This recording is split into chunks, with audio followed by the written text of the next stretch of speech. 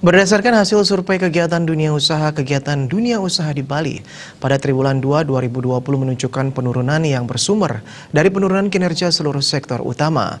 Dengan kondisi tersebut, perkembangan tenaga kerja juga mengalami penurunan.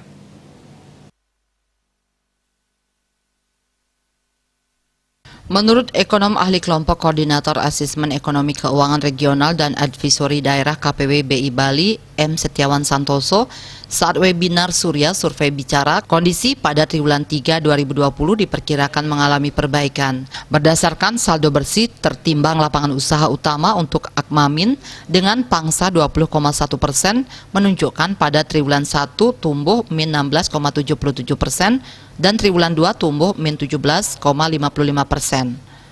Pertanian, kehutanan, perikanan dengan pangsa 13,3% pada triwulan 1 tumbuh min 6,17% dan triwulan 2 tumbuh min 12,18%. Konstruksi dengan pangsa 10,1% pada triwulan 1 berada di 0% dan triwulan 2 berada di 8,88%.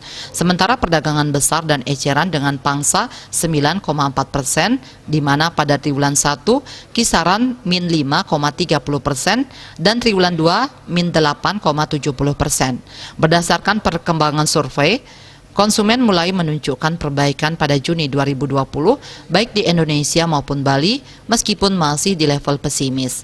Sementara itu kinerja penjualan eceran pada Mei 2020 masih menunjukkan penurunan penjualan. Perkiraan penjualan pada Juni masih mengalami penurunan namun tidak sedalam Mei 2020. Lebih baiknya kondisi masyarakat pada Juni 2020 juga tercermin dari menurunnya masyarakat yang menyatakan mengalami penurunan pendapatan yakni dari 88,1% pada Mei menjadi 82,4% pada Juni. Mayoritas besar penurunan mencapai lebih dari 50%. Penurunan utamanya disebabkan oleh penurunan permintaan, pengurangan gaji dan jam kerja, sementara itu terdapat 11% responden yang diberhentikan sementara.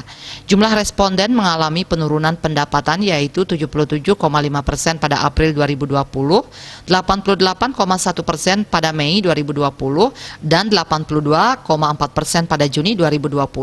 Penyebab penurunan pendapatan yaitu dari permintaan usaha menurun 28%, pengurangan gaji dan insentif dari perusahaan 20,7%, pengurangan jam kerja 18,1%, diberhentikan sementara 11,4%, usaha ditutup sementara 8,8%, perusahaan tempat bekerja ditutup sementara 4,7%, biaya bahan baku usaha meningkat 2,6%, dan diberhentikan permanen 1%.